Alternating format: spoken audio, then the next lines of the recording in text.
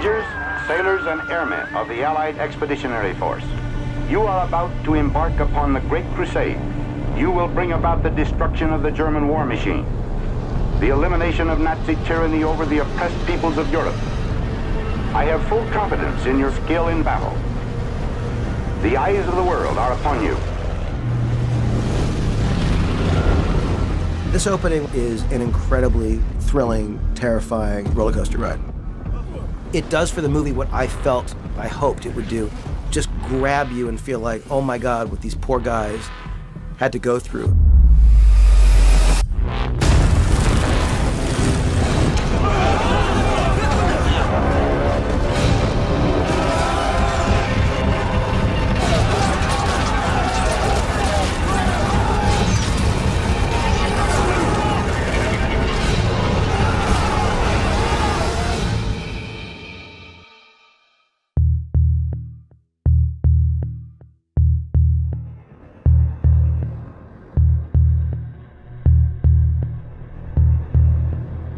There's a documentary attention to detail in the sense we had to make the C-47 look exactly like they were. The art department designed and built a one-to-one size, real size replica fuselage section down in South Wales, and then they put it on a low loader, trundled it all the way up here. It had to come in sections, had to be then welded together, and the whole thing was about a 16-ton fuselage. And we put that thing on a thing called a gimbal, which basically means that you can move like this, up and down, side to side, and it shakes. And then therefore the poor individuals inside get the real sensation as though their plane is flying, and especially when it's being hit by God knows what. That was actually our first sort of week and a half's worth of filming. 3 Foxtrot, take 8. And action.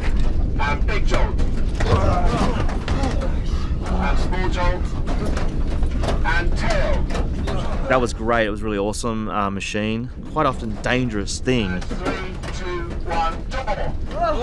And stuff is exploding. We could shake the plane. You know, the actors really fed off that. Look up! Filming all the stuff in the plane, which opens the film, was not fun at all. We wanted the guys to feel like a unit and a team and be in this cramped space together as they would have been going into this experience. It's close quarters. It's very difficult to shoot in.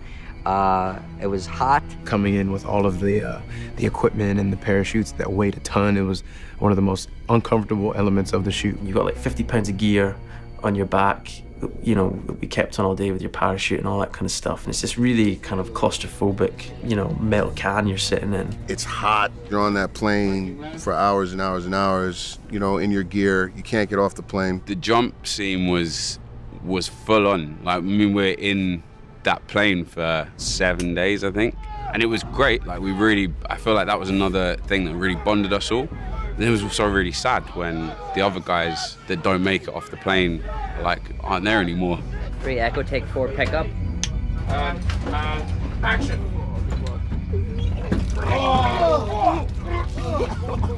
And again. We did this thing where we had to put it's like a bar that you put in your mouth, a clear bar, and then you put it around the back, and then it comes out, and then it comes out your actual mouth. There was one point I thought that it was happening for real, and I couldn't really tell if I was or not. I didn't, but that was pretty gross, actually. It was disgusting. On one of the takes, Wyatt slipped, and his like foot for a second goes out of the door, and he's holding me, and it's like, ugh! And it was just a moment where like it was really happening, and it was like, okay, I could like fall out of the plane right now. And it was just like one of those little accidents where, you know, you get them every so often in a take, and it's really happening. The drop scene, that was intense. The stunt guys on that, the stunties were like, they were on point. They were so great. They did some amazing stuff. It was an exciting sequence to shoot.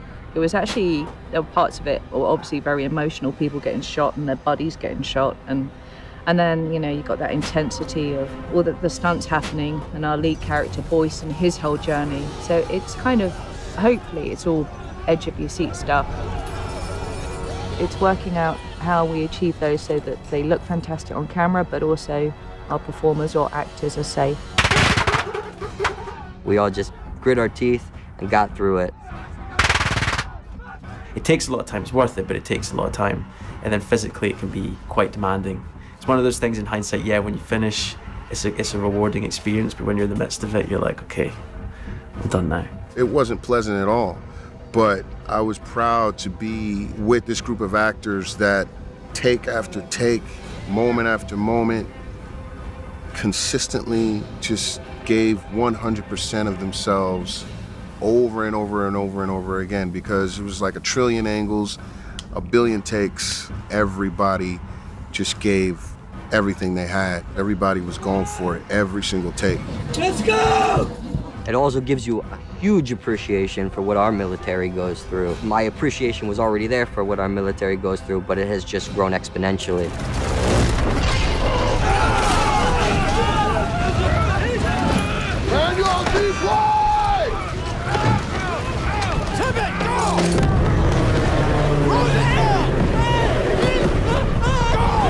I think the intensity with which Julius shot that opening, especially this oneer as the plane has been shot up and is nosediving, and our main character, among others, parachutes out of this burning plane.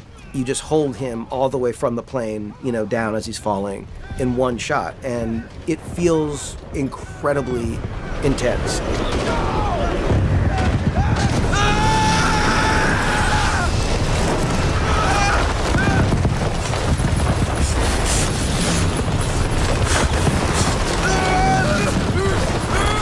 It's a cool sequence that doesn't need to be there, but because it is, I think, connects you even more to the main character. And it also, I think, tells the audience in a kind of subconscious way, you're in really good hands in terms of the filmmaker.